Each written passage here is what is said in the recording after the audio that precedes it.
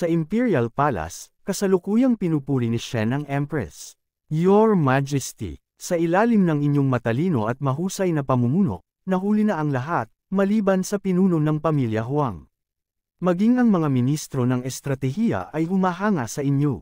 Kasabay nito, naisip niya, iyan nga ang Empress namin, talagang natuntun niya kung saan nagtatago ang pamilya Huang at diretsyong ipinadala si Brother Leon para wasakin sila.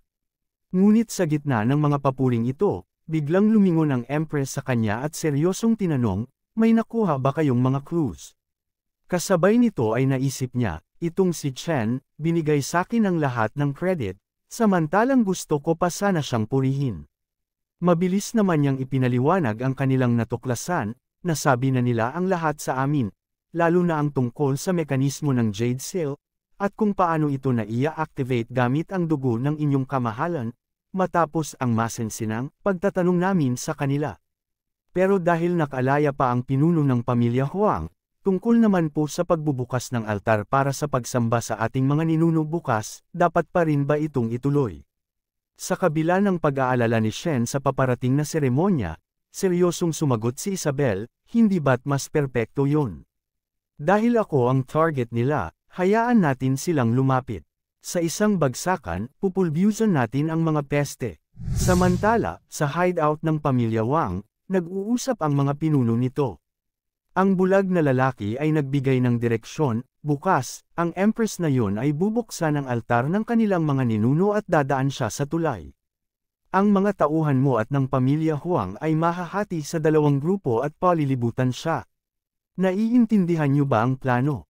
Agad namang tumugon si Naren, ikaw ba ang tagapayo pang militar ng Empress na yon? Paano kung hindi siya dumaan sa tulay bukas? O paano kung isa lang itong patibong? Ngumiti ang bulag na lalaki at may kumpiyansang sinabi, My lady, sigurado akong nagbibiro ka. May mga tauhan na tayo sa hanay ng altar team. Sisiguraduhin nilang dadaan siya sa tulay. Ang kailangan nyo lang gawin ay maghintay sa eksaktong lokasyon at hintayin ang senyales. Walang tiwala si Naren sa kanya at nagkomento pa, napaka-misteryoso mo. Kung hindi lang dahil sa rekomendasyon ng kaibigan ko, hindi kita kailanman pagtitiwalaan. Hindi ito pinansin ng bulag na lalaki, sa halip, may ngiti pa nitong sinabi, salamat, my lady, sa tiwala mo. Huwag kang mag-alala, iisa lang ang target natin. Wala nang balak makinig pa si Naren sa kanyang pambabula, kaya naglakad na siya palabas. Ngunit bago siya umalis, binalaan niya ito, pagbibigyan kita sa pagkakataong ito. Pero kung lalikuan mo ako, hindi lang pagiging bulag ang ipagdudusa mo. Pagkaalis ni Naren, tinanong ng family head ang bulag na lalaki, matinding dagok ang inabot ng pamilya Huang ngayong araw. Magtatagumpay pa rin ba ang plano natin? Ngumiti lang ang bulag na lalaki at sinabing, huwag kang mag-alala, nailatag na ang mga patibong. Ang kailangan na lang natin ay hintayin siyang kumagat sa pain.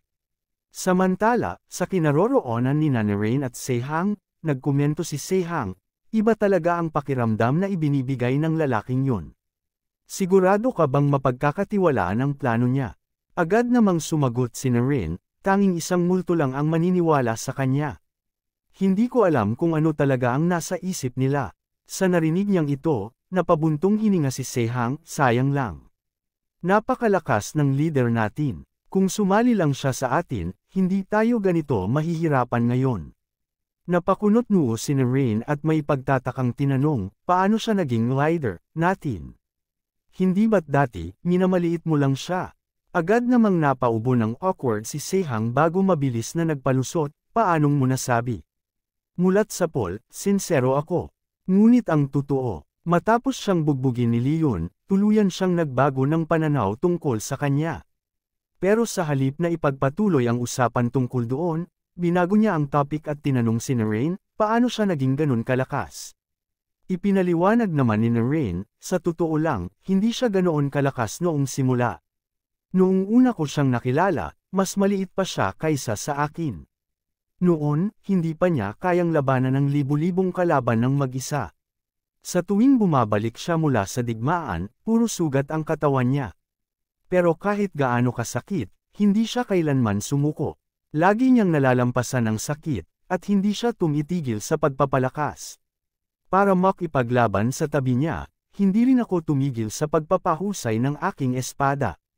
Pero kahit gaano ako kagaling, ang bilis ng pag-unlad niya ay hindi normal. At dahil doon, sa bawat labang pinasok niya, lalo siyang lumakas. At unti-unti, naging siya ang taong sobrang lakas na ngayon. Pagkarinig nito, nagkomento si Seihang, ganun pala ang nakaraan niya. Tumango si Rain at idinugtong, at kaya kahit na iniisip niyang mali ang ginagawa ko, para sa akin, siya lang ang nararapat na umupo sa pinakamakapangyarihang trono sa mundo. Maliban sa kanya, walang sinuman ang nababagay sa posisyong yun. Ang taong nakaupo sa trono ngayon ay nandyan lang dahil ipinanganak siya sa isang magandang pamilya. Samantala, sa bahay ni Leon, nakahiga na ang mag-asawa.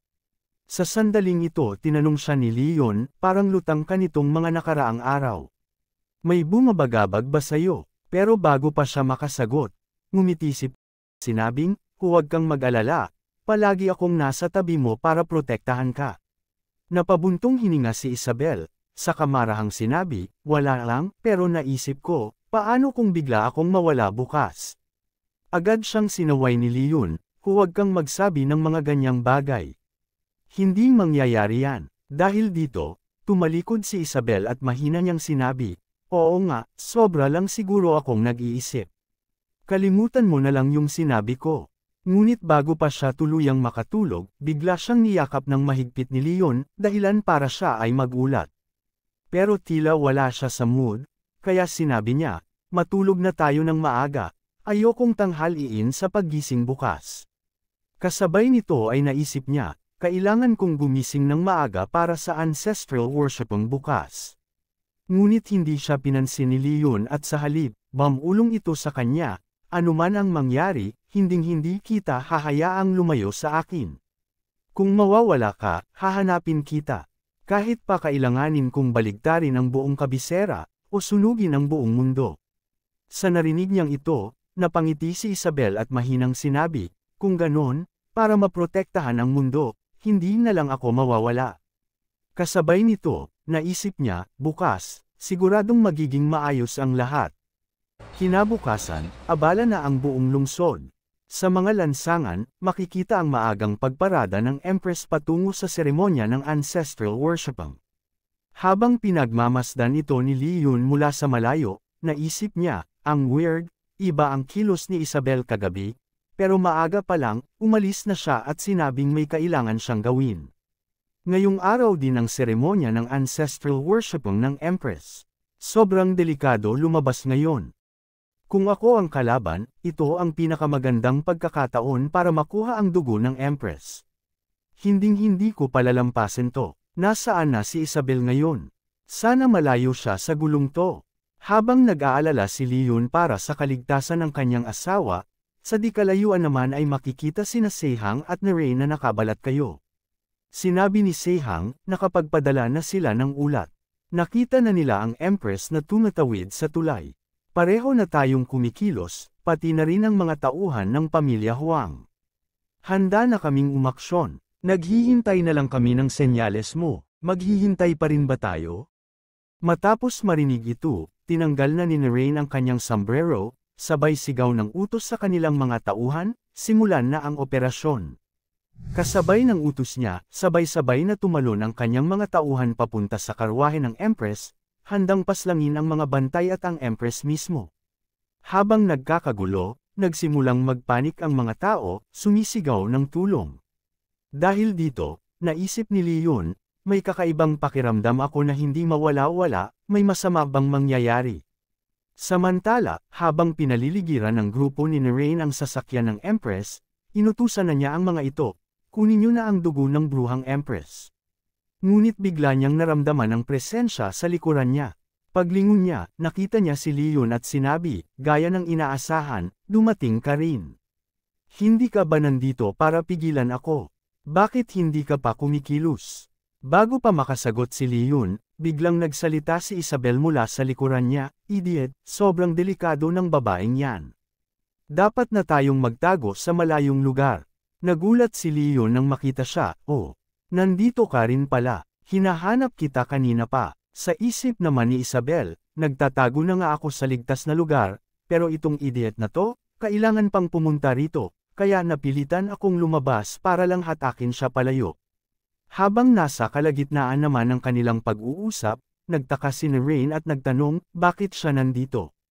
Paanong magkakilala kayo? Ngunit bago pa masagot ang tanong niya, biglang sumigaw ang isa sa kanyang mga tauhan, anong nangyayari?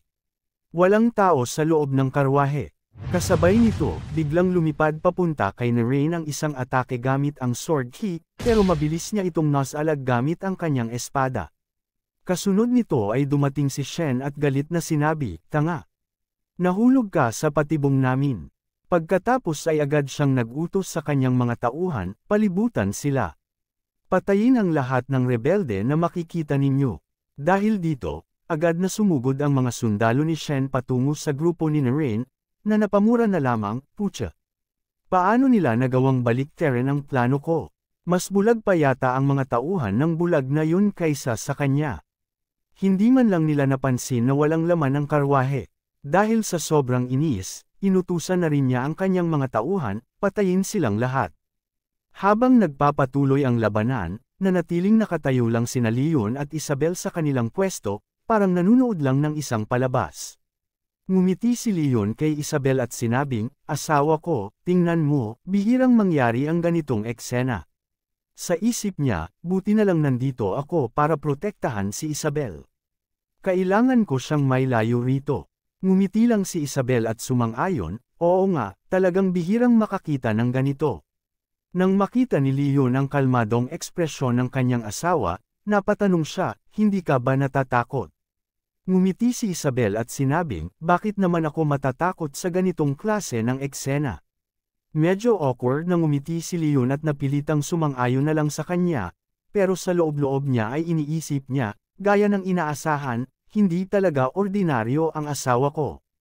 Kalmado siya kahit sa ganitong sitwasyon. Habang iniisip pa ni Leon ang mga nangyayari, biglang lumipad patungo sa kanilang direksyon ang isang atake. Dahil dito, agad na napayakap si Isabel sa braso niya. Kaya tinanong ni Leon kung natatakot na ba siya ngayon, pero mabilis na sumagot si Isabel at sinabing, akala ko ikaw ang natakot kaya ako napahawak sa braso mo. Nakangiti namang tumugon si Leon at sinabi, kung ganon, umalis na tayo rito at maghanap ng ligtas na lugar na malayo sa gulo. Samantala, makikitang abala si Rain sa walang humpay na pagpaslang sa mga sundalong umaatake sa kanya. Habang napapamura siya sa sitwasyon niya, bigla niyang naalala ang nakita niya kanina. Nagtataka, siyang nagtanong sa sarili, ano ba talaga ang relasyon nila? Habang iniisip niya ang lahat ng ito, napalingon siya sa kanyang gilid at nakita niya ang Empress na malambing na nakayakap sa braso ni Leon. Lalo tuloy siyang naguluhan at tinanong sa sarili, ano ba talaga ang relasyon ng dalawang to? Pero bago pa masagot ang mga tanong niya, biglang sumigaw si Chen, Rain. Noong pumasok ka sa Imperial Study Room nung gabi, hindi ko nagamit ang buong lakas ko dahil kailangan kong protektahan si ang Her Majesty. Pero ngayon, ipapakita ko sa iyo ang pagkakaiba ng lakas natin. Saglit na natigilan si Rain sa narinig niya at napatanong, pagkakaiba ng lakas. Pero bago pa makakilos si Shen, mabilis na tumakbo si Rain patungo sa kanya, sinasabihan siyang oras na para pumunta siya sa impyerno. Kasunod nito ay sunod-sunod na mga atake ang pinakawalan ni Rain kay Shen, na wala nang nagawa kundi depensahan ang sarili. Habang ginagawa niya ito, nagtaka siya, bakit bigla siyang naging ganito kat hindi umatake. Kayo namang mga rebelde ang gumagawa ng gulo, pero parang mas galit pa siya kaysa sa akin. At base sa kanyang ekspresyon, parang may umagaw ng asawa niya. Ang hindi alam ni Shen, dahil sa pagiging madaldal niya, lalo lamang nag-apoy ang selos at galit ni Rain, at sa kanya niya ibinubuhos ang lahat ng ito. Samantala, habang masayang nanunood sina Leon at Isabel sa nagaganap na labanan, nagkomento si Isabel, mukhang naungusan na ng 6 doors ang mga rebelde. Hindi magtatagal, tuluyan ng matatalo ang grupo ng mga rebelde. Ngumiti si Leon at sinabing, gaya ng inaasahan sa asawa ko, ang galing mong mag-analyze ng laban. Pero sa loob-loob niya, naisip niya, pero, wala pa akong nakikitang tauhan ng pamilya Huang. Nasaan ang pinuno nila? Ang mga taong ito na parang hindi pulido ang galaw ay tila mga Jianghu martial artists. Mukhang galing sila sa rebel army. Habang nag-iisip pa siya tungkol dito, biglang may nagsalita mula sa kanilang likuran, Mr. Landlord, Sister Isabel. Paglingon nila, nakita nila si Li Zhu, umiiyak at may malaking bukol sa kanyang noo. Nabigla si Leon at pabirong tinanong, ano nangyari sa ulo mo? Hindi ba't sabi mo matibay yan, at pinakamalakas sa buong dagan? Habang patuloy na umiiyak, ipinaliwanag ni Li Zhu, mahimbing akong natutulog, pero biglang may malakas na ingay na gumising sa akin. Sobrang natakot ako, kaya nahulog ako sa kama at nontog ang ulo ko. Dahil dito, lumapit si Isabel at pinunasan ang bukol niya, sabay sabing, linisan natin yan, saka huwag mo akong masyadong pinag-aalala. Habang ginagawa nila ito, muling nag-isip si Leon, bakit wala ang pamilya Huang rito? Hindi ba't dugo ng Empress ang target nila? Ayon sa malalim kong pagsusuri, imposible namang palampasin nila ang ganitong magandang pagkakataon, maliban na lang kung may iba silang target. Baka hindi talaga dugo ang kailangan nila, jeans o body tissue ay pwede rin. Bukod sa Empress na nasa dagan, nariyan din ang Emperor. Ngayon ay ang araw ng ancestral worship ng Emperor. Kapag nabuksan ang kabaong, mayroon pang hindi nabubulok na bangkay sa loob. Ang bangkay ng yumaong Emperor na 5 taon kong nakalaban. Baka ang bangkay niya ang susi na kailangan nila. At dahil nandito ang lahat ng puwersa ng dagan, hindi sila makakaalis. Ibig sabihin, halos walang bantay ang libingan ng Emperor, at ito ang magiging pagkakataon nila. Mula pa noong simula, hindi talaga ang bagong Empress ang target nila. Abangan ang susunod na kabanata. Maraming salamat sa lahat ng mga nanood. Kung nagustuhan mo ang episode na ito, paki-like naman at mag-iwan ng heart sa comment section. Malaking tulong na yun para ma-boost ang video. At kung hindi ka pa nakasubscribe, pindutin mo na din ang subscribe, at idamay mo na rin ang notification bell para updated ka sa mga bagong kabanata ng series na ito. Salamat ng marami.